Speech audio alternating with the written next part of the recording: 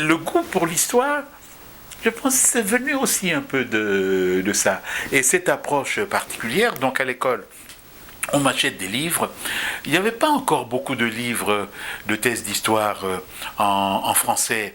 Il y avait la Compagnie du Sénégal, qui est un bon livre. Il y avait les textes de Kizerbo, mais il n'y en avait pas beaucoup. Bon, il y avait les textes français, des Raymond Mony et quelques autres qui étaient là, donc qu'il fallait lire. Et puis des livres en anglais.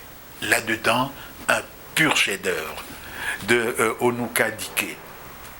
Ce Dike, c'est le premier historien spécialiste du Nigeria. Et il a écrit un chef-d'œuvre, Trade and Politics in the Niger Delta, commerce et politique dans le delta du Niger, 1830-1885.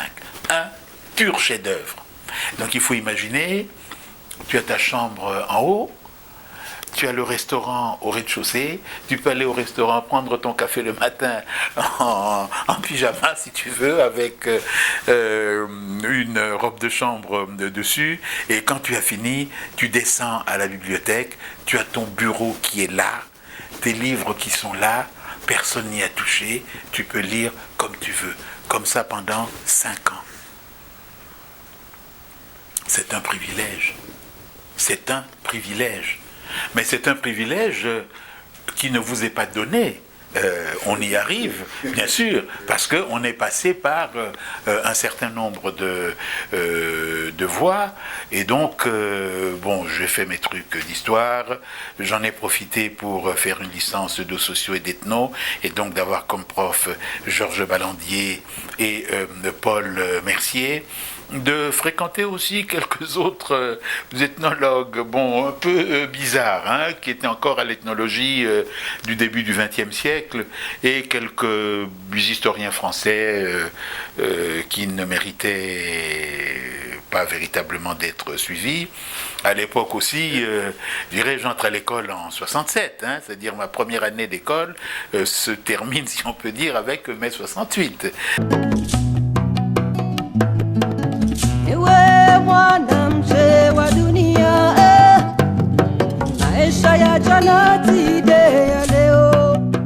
À l'école, il y avait un très grand bonhomme pour qui j'ai beaucoup d'admiration jusqu'aujourd'hui, Louis Althusser, qui avait d'abord écrit un livre merveilleux sur Montesquieu, avant d'écrire sa série de livres sur Karl Marx, une période de débat extrêmement intense entre Cuba. Je suis entré à l'école, donc quand je suis entré à l'école, je n'avais pas vu mes parents pendant 3 ans. Donc je suis allé pour les voir. Entre-temps, l'ambassadeur de France avait été les voir. On a écrit au ministère, vous avez un jeune homme qui a intégré l'école, etc. Et quand je reviens à Paris, je me souviens, Che Guevara est assassiné.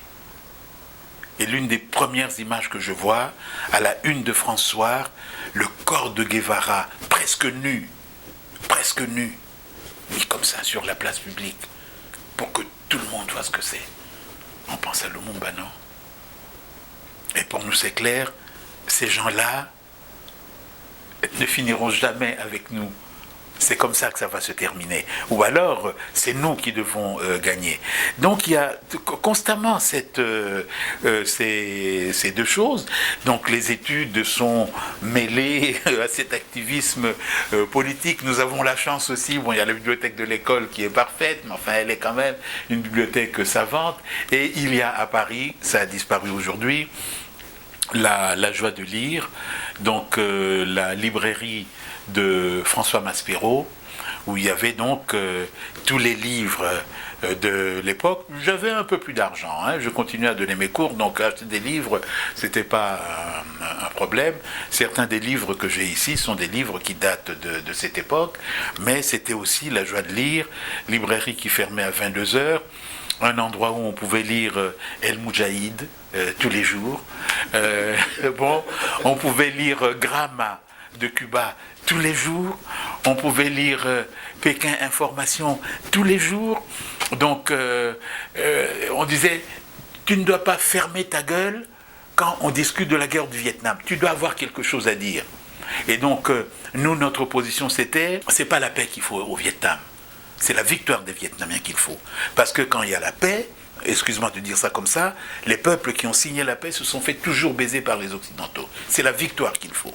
Bon, on disait, l'URSS et la Chine, c'est comment? On dit oui, mais les Chinois veulent la bombe atomique, ils l'avaient, ils venaient de l'avoir.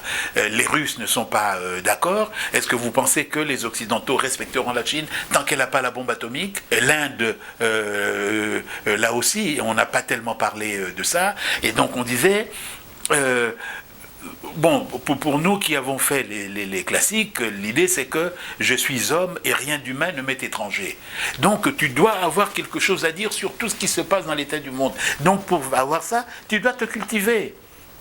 Donc, lire les livres d'économie politique, lire les livres de philo, lire les livres de... etc. etc. Et ça a été ça jusqu'à... au moment où je passe le concours d'agrégation, où évidemment, là ça a été facile. Quand une fois qu'on a passé le concours de l'école, je vous assure, les autres concours, c'est presque des formalités.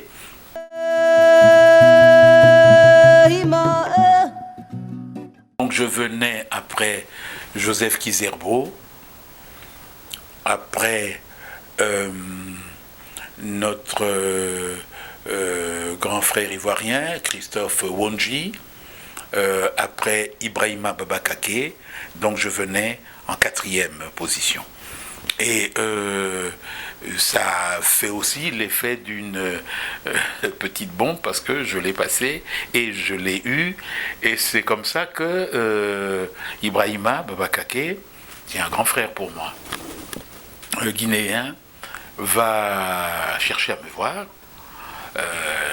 pour dire, voilà, j'ai appris que tu es agrégé, mais comment ça s'est passé, tout ça. Je lui ai expliqué, il dit, bon, voilà, tu es mon petit frère, on va travailler ensemble et je vais t'expliquer les choses qu'il faut faire. Donc, des contacts avec Présence africaine et Alioune Diop, à un moment où la maison Présence africaine commençait à avoir des problèmes parce que je crois que nous n'avons pas vu il y a eu 2 virages par rapport à l'intellectualité africaine à Paris.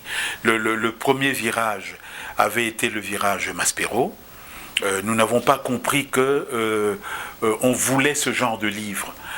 Donc des livres écrits par des gens compétents, mais en prise directe avec les problèmes de leur moment et avec des propositions, non pas un savoir académique abstrait, mais un savoir qui colle aux questions du temps. Et le deuxième virage, qui est venu un peu plus tard, ça a été le virage de l'Harmattan. C'est-à-dire le fait qu'il faut publier les jeunes Africains. Il faut les publier. Parce que si on ne les publie pas, ils n'existent pas sur le marché de l'intelligentsia. Et donc ça... par rapport à Présence africaine, ça fait que on a un peu loupé le coche, et je crois aussi que les problématiques avaient beaucoup changé. La problématique purement culturelle, ou disons dans une posture de défense et d'attaque, n'était peut-être plus véritablement la priorité. La problématique importante, ou les problématiques importantes, c'était qu'est-ce que nous avons à dire des sociétés africaines dans le monde d'aujourd'hui, que ce soit par rapport au passé ou par rapport au présent, et qu'est-ce que nous en tirons comme leçon concrètement par rapport à ce que nous devons faire. Et donc... Alors, c'était une période étonnante, hein, parce que je passe la Grègue en 71, je vais à l'école des hautes études en sciences sociales, dont l'un des patrons, enfin beaucoup des patrons de l'école, c'était des profs que j'avais eus à l'école normale, hein, Jacques Le Goff, Georges Duby et quelques autres. Donc je m'y inscris, je passe ma thèse en 1975 avec la question, qu'est-ce que je fais? Et je pars.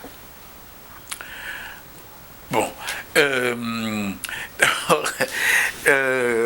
Quand je finis, je vais partir, je vais voir l'ambassadeur du Congo, qui est un ami de papa, qui me dit en lingala, petit, qu'est-ce que tu veux faire maintenant? Moi je dis, papa, je veux écrire des livres. Il éclate de rire. Mais il se tord de rire. Disant, quoi? Mon enfant, écrire des livres. Tous ces livres que les Blancs ont écrits, tu crois que ça ne suffit pas? Tu veux écrire des livres? Mais viens donc au pays, non? Viens au pays, il y a de l'argent. C'est maintenant. Si tu ne viens pas maintenant, c'est foutu. Il y a de l'argent. Écrire des livres. Mais qu'est-ce que c'est que cette histoire? Mais t'es complètement con. Bref. Il dit, ok, j'écris des livres. Alors, nous sommes en 75. La première chose que j'ai pensé faire, c'est d'aller en Algérie.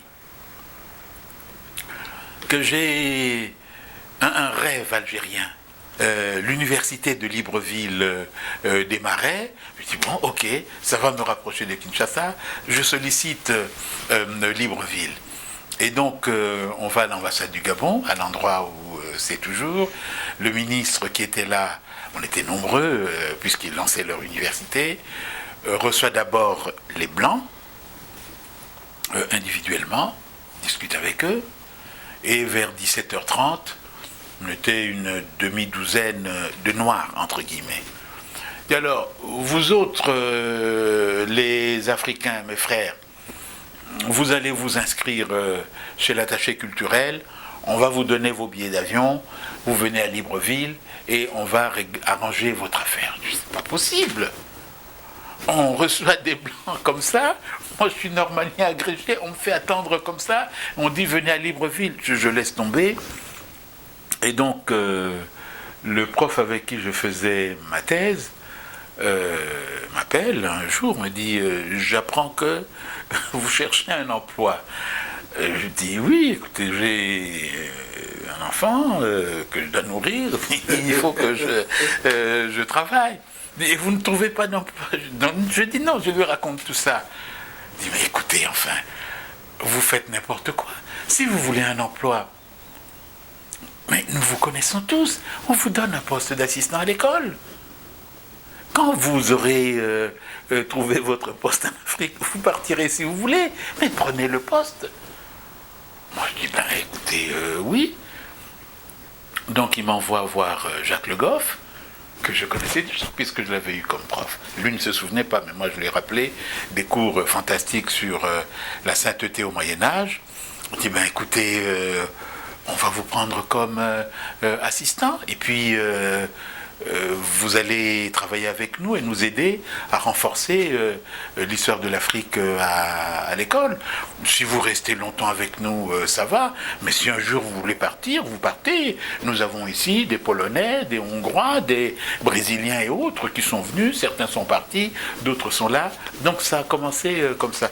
J'oubliais d'ailleurs que j'ai sollicité l'université Lovanium, aujourd'hui université de Kinshasa, qui était complètement prise en charge par l'historiographie belge, à la fois colonialiste, missionnaire et catholique, un français, enfin diplômé en France, laïque, républicain.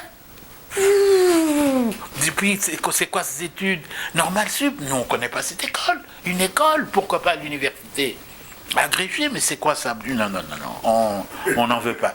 Ce qui était une histoire, parce que il y avait des Français à Lovanium qui étaient agrégés, mais qui n'avaient pas, comment dire, les passeports que j'avais. Je dis bon, puisque c'est comme ça, je vais rester à l'école des hautes études, et voilà comment les choses ont...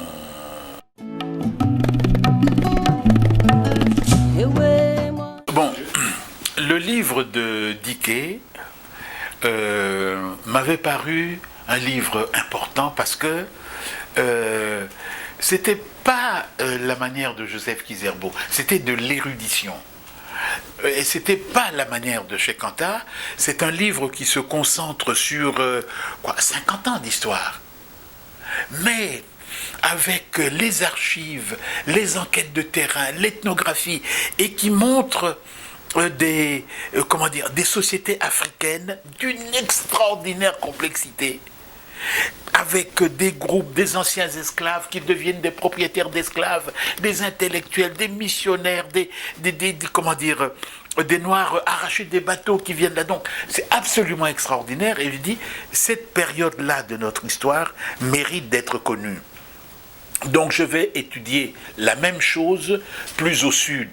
Donc, en gros, entre la frontière actuelle du Cameroun et l'embouchure du Congo, laissant de côté l'Angola parce que bon, c'était encore une problématique un peu différente. Donc j'ai étudié cette côte-là entre 1825 et 1875.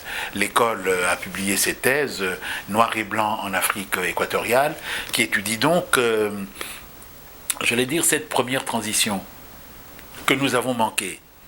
Donc la transition de l'exploitation esclavagiste à ce qui va devenir la colonisation, mais qui n'était pas inscrit dans la fatalité du continent.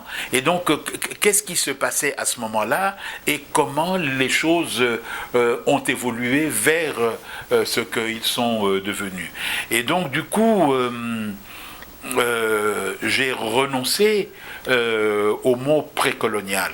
Parce que ce n'est pas des sociétés précoloniales, c'est des sociétés où il se passe des choses, où il y a des rencontres, où d'ailleurs beaucoup ne veulent pas de la colonisation, alors que beaucoup de Gabonais que je rencontrais à l'époque, et des Congolais de Brazza, et des Congolais de chez nous, étaient dans l'idée, dans une sorte de fatalisme historique, disant que, bon, il y a eu les anti-esclavagistes blancs qui sont venus, les missionnaires qui sont venus, etc., etc., et donc voilà, on est passé comme ça, en quelque sorte, en douceur, à la colonisation.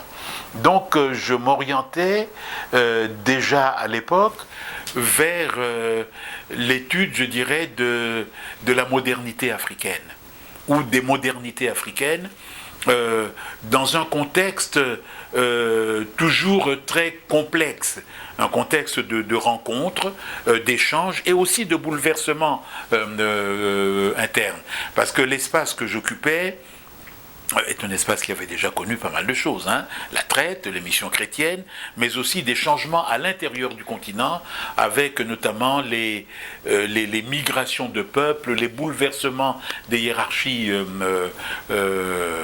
internes, domaines de recherche qui, malheureusement, je dois dire, n'intéresse plus beaucoup les historiens, qui sont donc soit dans des longues séquences, disons du 16e, 17e jusqu'à la colonisation, soit pour les plus nombreux dans des périodes beaucoup plus récentes à partir des années 1880. Et c'est une véritable querelle, hein, c'est-à-dire est-ce qu'on doit se soucier de la chronologie et distinguer donc dans la longue durée des sociétés africaines des séquences spécifiques, on pourrait dire dans une vision un peu utilitariste, avec des occasions manquées, des occasions réussies et pas, ou est-ce qu'il faut se contenter de ces visions amples qui peut-être ne nous permettent pas de discuter dans les détails. Les choses vont aller très très vite, hein, parce que bon, à l'école il faut faire des cours, des séminaires, il faut orienter des jeunes, il faut les travailler comme il convient. Et donc les vieux dont je parlais Ibrahima Baba Kaké m'a intéressé à l'époque à la radio.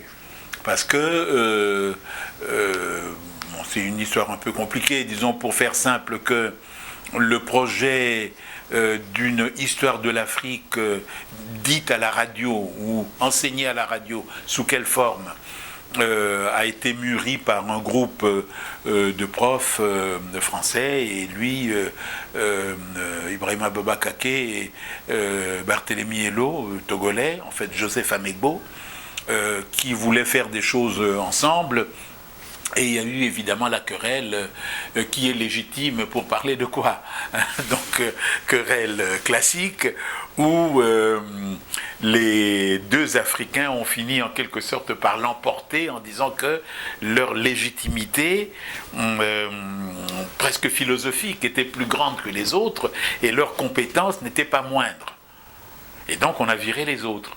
Et pour renforcer ce groupe, Ibrahima m'a dit, bon, tu as une double casquette qui va nous être utile, viens avec nous. Et donc je suis allé avec eux, et Ibrahima m'a réappris, m'a appris à parler, pas comme un prof, m'a parlé comme quelqu'un qui parle à d'autres personnes, en considérant qu'eux aussi savent des choses.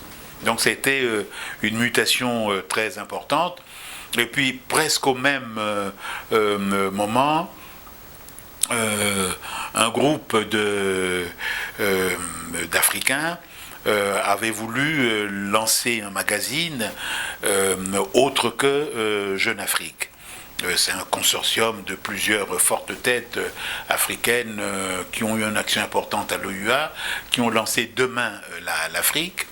Et donc dans cette aventure, on a sollicité des gens, et on m'a sollicité avec Maryse Condé, une amie très très proche, pour être un peu, je dirais, les intellectuels de la bande. Et donc là aussi, je dirais, j'ai appris à écrire, c'est-à-dire à écrire pas comme un savant, mais à écrire comme un journaliste, mais dans le bon sens de ce mot, des phrases courtes, bien senties et droit aux faits. Donc ces deux écoles pour moi ont été deux écoles extrêmement importantes, qui ont fait que je pense que je ne suis pas un sorbonnard, hein, de la facture la plus classique.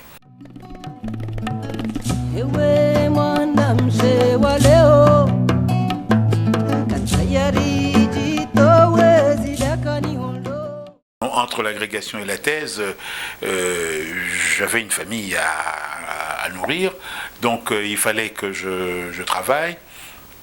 L'année où j'ai passé l'agrég, j'étais à l'école, et des personnalités un peu connues du tout Paris sont venues voir notre prof d'histoire en disant: on cherche un jeune agrégé pour faire des cours d'histoire et de géographie à des jeunes gens qui préparent le concours de Sciences Po et de l'ENA. Le prof m'a appelé, m'a dit: Likia, il y a un job, ça t'intéresse? Je sais que tu n'as pas d'argent. Moi je dis oui, ça m'intéresse. Donc j'ai commencé à faire ça parallèlement à l'école, et au bout de quelques temps, Sciences Po m'a demandé à faire des cours d'histoire à Sciences Po. Avec d'ailleurs des histoires drôles. J'ai eu beaucoup d'élèves, hein, dont beaucoup sont connus, et je pense que c'est pas la peine que je cite des noms. Beaucoup sont des personnalités de gauche comme de droite. Dans l'un de mes premiers cours, ces jeunes gens qui entrent à Sciences Po sont des jeunes gens de bonne famille, hein, surtout à l'époque, et qui voient un prof noir. Oh. Et ils sont cons parfois, les jeunes. Ils disent: est-ce qu'il est vraiment baraqué? J'allais pas faire comme les autres font, aligner mes titres. Ils vont voir à l'œuvre. Ils étaient là: oui monsieur, je me souviens pas de... Donc me faire une colle. Au début, j'ai répondu 1 ou 2 fois. Et puis après, j'ai dit, écoutez, vous fermez vos gueules, hein? Vous ne me connaissez pas? Je suis ça, ça et ça. Alors vous fermez vos gueules. Si vous n'êtes pas content, vous allez dire à la direction, et c'est moi qui vais vous juger en fin d'année. D'accord? Ok, on y va? Ok. Donc, j'ai fait ça. C'était une expérience très enrichissante de travailler avec ces garçons de la bourgeoisie française. Mais c'est une chose que je connaissais parce que mes cours à Lyon, dans les familles de la bourgeoisie lyonnaise, c'était très drôle parce que dans la presqu'île, les quartiers bourgeois, où je travaillais, j'étais bien payé. J'entrais par la même porte que les cuisiniers, c'est ça, on n'entrait pas par la porte d'entrée, mais par une porte latérale. Mais j'étais le seul qui avait droit d'aller au salon, puisque c'est là que je faisais le cours. Et donc, bon, c'était bis repetita, hein, c'est des scènes déjà vues.